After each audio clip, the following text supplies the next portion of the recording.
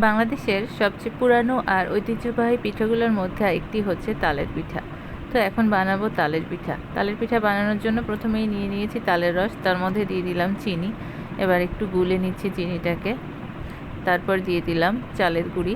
চালের গুঁড়ি দিয়ে এটাকে ভালো মতো মাখতে হবে, খুব ভালো মতো মাখতে হবে। হাত দিয়ে মাখলে ভালো, আর বিটার দিয়েও মাখা যায়, তবে হাত দিয়ে মাখলেই নাকি বেশি ভালো, যেহেতু এটা অনেক আগে থেকেই বানানো হচ্ছে, তাই হাত দিয়েই সবাই করে এসেছে, আমাদের নানি দাদি মা খালা যারা আছেন সবাই।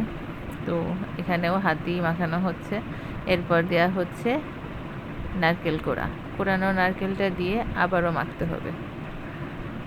মেখে মেখে এটা এমন একটা অবস্থানে আনতে হবে যে না বেশি পাতলা না বেশি আবার ঘন, এমন একটা অবস্থানে আনতে হবে মাখাতে মাখাতে। এটা আর কি যারা এক্সপেরিয়েন্স আগে বানাইছেন তারা খুব ইজিলি বানাইতে পারেন, যারা নতুন তারা একটু দেখে শুনে আইডিয়া করে বানাতে হবে, কারণ বেশি শক্ত থাকলে ভিতরটা সিদ্ধ হবে না, আর বেশি পাতলা থাকলেও ভালো লাগবে না খেতে। এই তো হয়ে গেছে। এখন দিয়ে দিলাম চুলার উপরে তেল। তেলের মধ্যে তেলটা গরম হলেই দিয়ে দিচ্ছি পিঠা। এটা হাত দিয়েই দেওয়া যায়, আবার চামচ দিয়েও দেওয়া যায়। তো যেহেতু বললাম না ঐতিহ্যবাহী পিঠা হাত দিয়েই বানানো হয়, তাই হাত দিয়েই বানানো হচ্ছে সব কিছু। এই তো পিঠাগুলো লাল লাল হয়ে গেলে এই যে নামিয়ে পরিবেশন করতে হবে। খুবই মজাদার একটা পুরাতন পিঠা। সবাই ভালো থাকবেন।